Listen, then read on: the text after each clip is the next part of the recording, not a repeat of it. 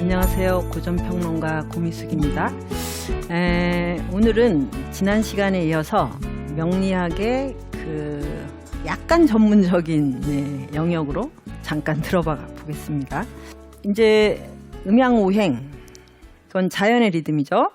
그 다음에 생년월일시, 그때 사람이 폐호흡을 하면서 딱 우주의 기운이 찍히면 그날의 기운에 맞춰서 오장육부가 형성이 된다. 그럼 여기에 생리적인 어떤 특징하고 또 심리적인 회로가 결정이 되잖아요. 그러니까 요런 이제 체질, 기질을 가지고 살아간다. 뭐 이런 뜻으로 이해하시면 아주 쉽습니다. 예. 그래서 이제 그 영역을 이야기하는 게 이제 명리의 아주 전문적인 용어인 십신하고 육친이라고 하는 그 단계가 되는 겁니다. 첫 번째 키가 십신인데 10개의 정신활동 이런 뜻이에요. 신은.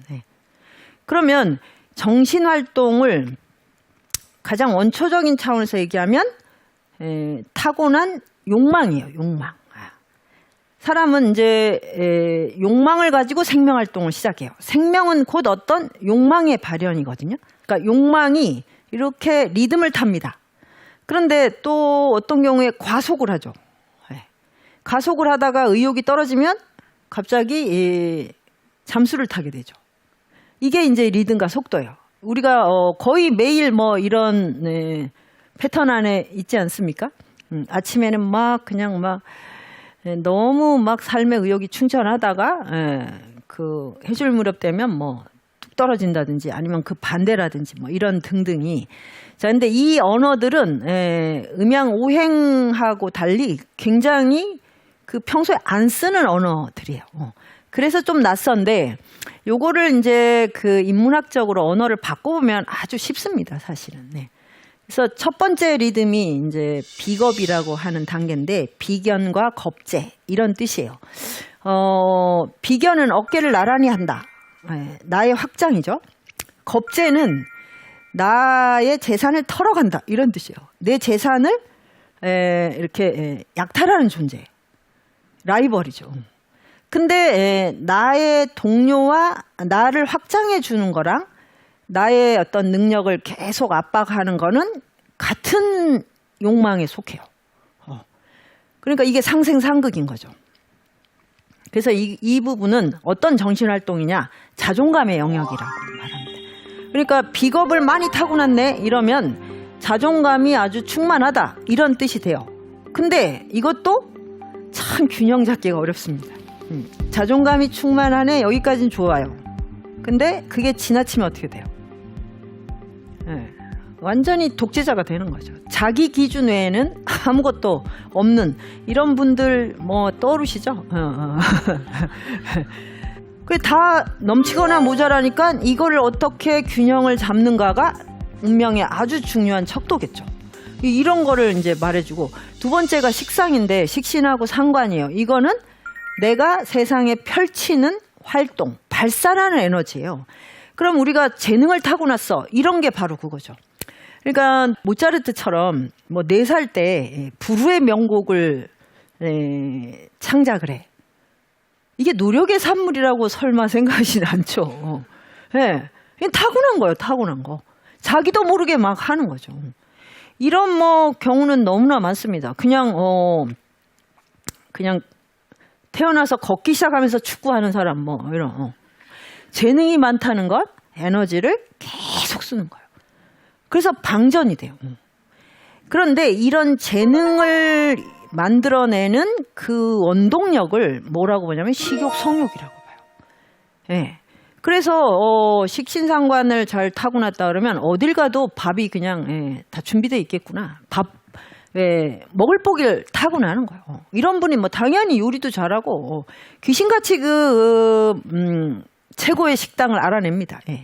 저는 저걸 하나도 안 타고나서 제가 어느 식당을 선택하면 그 집이 그날따라 문을 닫아요. 이런 일을 매일매일 겪습니다. 그런데 이제 식욕은 내 존재를 지속하고자 하는 힘이잖아요. 먹어야지 이 계속 항상성 유지를 하니까. 그런데 성욕은 뭐예요? 나와 같은 존재를 계속 번식, 복제하는 거죠. 이 두 가지가 사실 생명이 갖고 있는 기본 원동력이에요. 근데 이거는 너무 자연스럽고 아주 소중한 겁니다. 식욕이든 성욕이든. 그러나 이것도 늘 넘치거나 모자라죠. 넘치면은 어떻게 되겠어요? 식탐에 빠지고 또는 변태가 되겠죠. 지금 우리 시대는 이게 상당히 심각한 문제가 됐죠. 그런데 모자라면 이제 어떤 이성에 대한 의욕도 없어. 그런 사람은 기본적으로 또 다른 생에 대한 호기심이나 이런 의욕이 또 없어지겠죠. 식욕이 없는 사람이 활기 있게 살기는 어렵지 않습니까? 그러니까 이런 거고, 요걸 바탕으로 해서 여러 가지 끼와 재능, 어떤 그 능력을 발휘한다. 요 영역이 식상이에요. 그러면 이 재능만으로는 재물이 생기지 않습니다. 재능을 잘 갈무리를 해야 재물이 생기죠. 이게 이제 여러분이 그토록 아마 궁금해하는 재물운이에요. 네. 그러니까 재물운은 식상의 기운을 써서 그 결과물로 생기는 거예요. 그런데 그럼 나는 재물이 있습니까? 나는 돈복을 타고났나요? 이런 걸 너무 궁금해 하는데, 사주에서 재성운을 볼 때 돈을 많이 번다, 적게 번다로 그렇게 보는 게 아니고, 이 사람이 돈과 일에 대해 어떤 태도를 갖고 있냐. 그러니까 재물운이 많다는 건 재물이 많이 온다가 아니라 재물을 굉장히 집착한다. 그래서 직장에 있는데도 쓰리잡 이렇게 뛰고, 그다음에 계속 투자를 하고. 그러면 평생을 재물이 이 사람을 끌고 가겠죠. 그리고 당연히 그런 사람은 빚을 집니다. 돈을 너무 원하면 돈이 싫어해요. 돈이 도망을 가요. 그래서 빚을 엄청나게 안겨줍니다. 빚을 갚는데 몇십 년이 걸리고 이렇게 돼요. 그래서 재물이 많다 이러면 긴장을 하셔야지 좋아라고 하시면 안 됩니다. 그러니까 여기는 이제 나의 소유와 관련된 그 운인 거고, 관성까지도 조금은 이해가 되실 거예요. 관성은 정관평관 뭐냐면 사회적 네트워크예요. 그러면 우리가 쉽게 얘기하면 어떤 조직에서의 지위죠, 지위. 이거는 돈하고 직접 연결되는 건 아니잖아요. 내가 지위가 어디다, 넘버원이다, 넘버투다 이런 거. 그러려면 어떻게 해야 됩니까? 책임감이 있어야죠. 책임감은 뭐냐면 내가 어떤 걸 하고 싶을 때 참는 능력이 있어야 돼요. 이게 리더십이에요. 그러니까 식상이 많은 사람은 절대 리더가 못 돼요. 왜냐면 즐거운 거, 맛있는 거, 너무 짜릿한 것을 탐닉하는 기운이 있기 때문에 이런 사람은 어떤 타인을 책임질 수가 없습니다. 그렇죠. 그러니까 우리가 훌륭한 리더 또 정치인이 된다 이런 게 뭐겠어요. 다 뭘 참는, 그게 바로 관성이에요.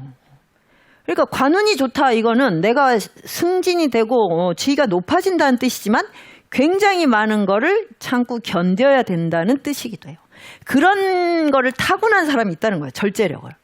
이게 없으면 절대 그런 지위를 유지할 수가 없어요. 자, 그러면 이거는 사회적 소통의 영역이잖아요. 재성은 소유의 영역이고 소통. 그렇구나. 그러니까 그냥 출세한다. 이걸로 끝나는 게 아니라 이 안에 이 사람의 기질과 어떤 비전 같은 게 다 담겨 있는 거죠. 근데 그 다음 인성이라는 게 있는 걸 보고 제가 이 명리학을 좀 세상에 알리고 싶다 이런 생각이 들었어요. 우리는 되게 재성 관성에서 끝나요.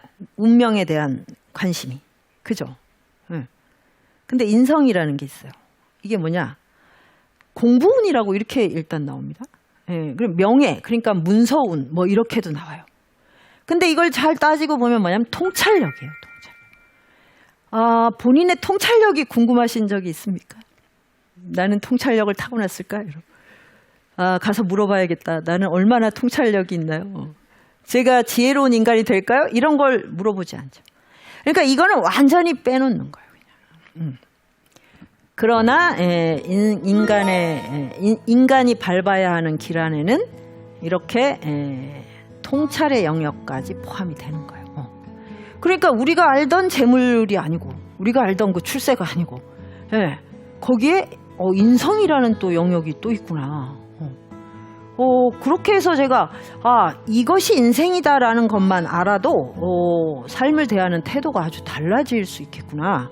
그것을 이제 크게 느꼈어요. 그걸 이제 이렇게 그림으로 하면 이렇게 됩니다. 그러니까 이거는 그냥 목화토금수 그냥 그냥 오행에다가 이제 그냥 이걸 명리의 언어를 덧붙인 거예요. 십신을. 그래서 목이 이 사람의 일간이라고 치면 거기가 이제 비겁이 돼요. 그러면 이게 맞냐 적냐에 따라서 이 사람의 이제 자존감과 고집 이게 결정이 되겠죠. 그래서 뭐 이제 그 비겁이 많은 사주를 보면 진짜 좀 자기를 좀 내려놓고 남의 말에 귀를 기울이고 뭐 이제 이런 얘기를 막 해야 되는데 그걸 하지 않으면 운명 전체의 리듬이 어그러져요. 그러니까 굉장히 윤리적 훈련을 필요로 한다는 거죠. 그럼 식상이 발달했다. 그럼 즐거움을 뭐 너무너무 쫓아다니게 되죠. 재밌는 거. 막 이런 건 너무 막 재능을 발휘해서 하는데 재미가 끝나는 순간이 너무 빨리 와요. 식상이 많은 사람. 금방 권태를 느낍니다. 네. 저처럼 이제 식상이 없는 사람은 재밌는 걸 싫어합니다. 예. 재밌는 게 싫어요. 왜냐면 금방 입에 단 것이 금방 실증이 나잖아요. 그런 걸 알기 때문에 그냥 아예 거기에 관심이 없어져요. 근데 이제 이 식상이라는 그 기운도 아주 중요한 거죠. 인간 사회를 밝고 명랑하고 왜 학교마다 있는 오락부장 있어야죠. 그런데 그 기운을 따라가게 되면 나는 충동적인 존재가 돼요. 나도 모르게 막 그냥 폭풍 흡입을 한다. 이거는 또 마찬가지고요. 모든 다이어트의 마지막은 폭풍 흡입으로 끝나잖아요. 한풀이 하듯이 먹고 다시 자신의 살을 저주하면서 또 내년을 다짐하고 이러죠. 근데 식상이 많으면 그 제어력이 약해집니다. 그러니까 고도의 훈련을 해야 돼요. 그다음에 이제